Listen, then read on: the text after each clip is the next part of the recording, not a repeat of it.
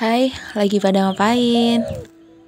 Makasih udah klik video aku ya. Nah, ini aku mau nyuci piring, mau jemur pakaian, mau masak juga nanti.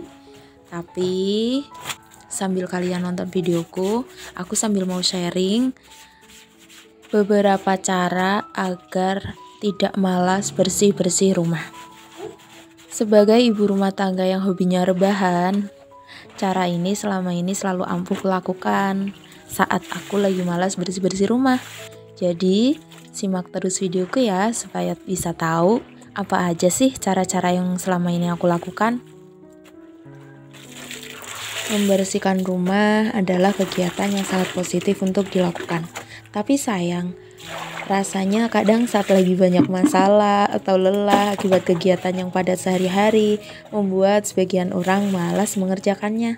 Padahal saat rumah berantakan itu malah semakin menambah masalah kan? Aku sendiri sering merasa ingin marah, kepala pusing, dan semakin stres saat rumahku kotor dan berantakan. Sebaliknya, jika rumah bersih, hati jadi tenang, rasanya nyaman, bahagia, dan merasa percaya diri. Nah, aku mau sharing tentang bagaimana caranya aku melawan rasa malasku untuk bersih-bersih rumah.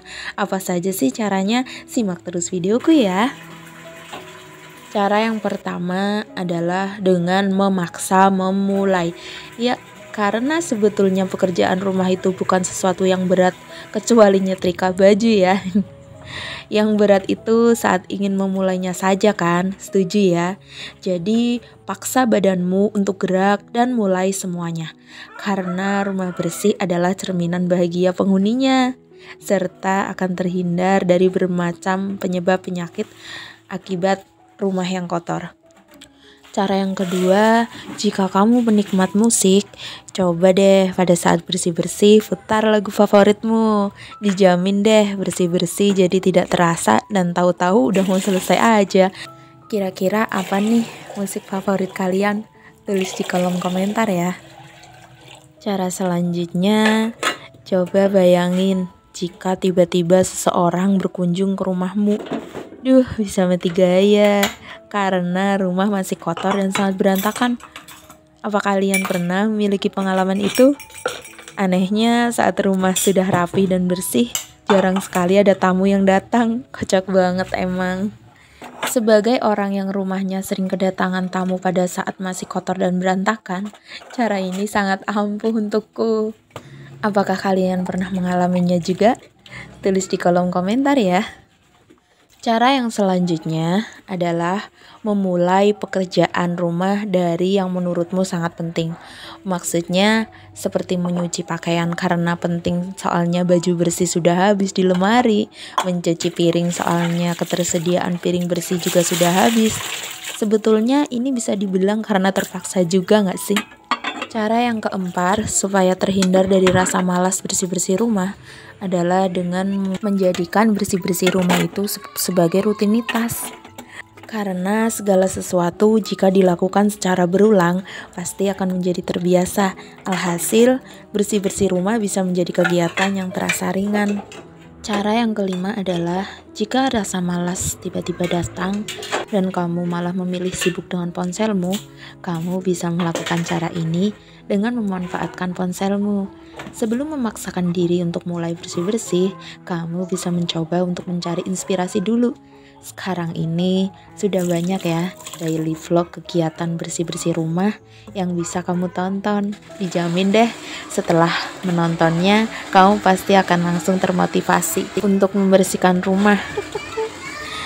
Cara keenam adalah dengan membersihkan rumah dengan jadwal masing-masing. Misalnya, hari Senin adalah waktu untuk membersihkan dapur, hari Selasa membersihkan kamar mandi, dan seterusnya. Tentunya, cara ini bisa membuat kegiatan bersih-bersih menjadi lebih praktis dan tidak melelahkan.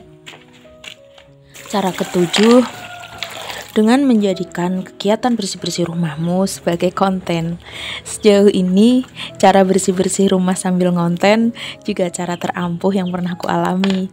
Karena sebanyak apapun tugas rumahmu dan sekotor apapun rumahmu, jika kamera sudah dalam mode video, tiba-tiba semuanya jadi terasa mudah. Ayo nganten. Cara yang kedelapan adalah dengan mempertimbangkan kekurangan rumah yang berantakan. Dengan memikirkan semua hal negatif yang ditimbulkannya, lihatlah kerugian jika tinggal di rumah yang berantakan. Contohnya masalah kesehatan bersamaan dengan debu yang merupakan penyebab umum alergi, bisa sesak nafas, batuk, kadang juga gatal, dan masalah lainnya. Terus tekanan mental, karena rumah yang berantakan dapat mempengaruhi kesehatan mental, karena hanya dengan melihatnya saja dapat menyebabkan stres. Berbeda dengan rumah bersih dan rapi. Cara yang kesembilan adalah dengan cara bersih-bersih rumah sambil mendengarkan podcast. Yap, ini sebenarnya hampir sama dengan cara mendengarkan musik. Bedanya jika mendengarkan podcast, menurutku ini jauh lebih asik lagi. Sejujurnya ya, sebagian besar waktuku saat bersih-bersih rumah, saking seriusnya mendengarkan podcast, aku kadang jadi tidak menyadari kalau tugas rumah tahu-tahu sudah hampir selesai. Cara yang terakhir, jika kamu tetap saja malas membersihkan rumah, kamu dapat meminta tolong orang lain untuk mengerjakannya. Ini sudah pasti berhasil. Hasilnya rumah kamu tentu akan bersih maksimal, tanpa kamu perlu capek-capek membersihkannya. Kamu hanya perlu mengucapkan terima kasih dan memberi gaji. Itulah cara membersihkan rumah agar tidak malas lagi. Sejauh ini, bagaimana menurutmu?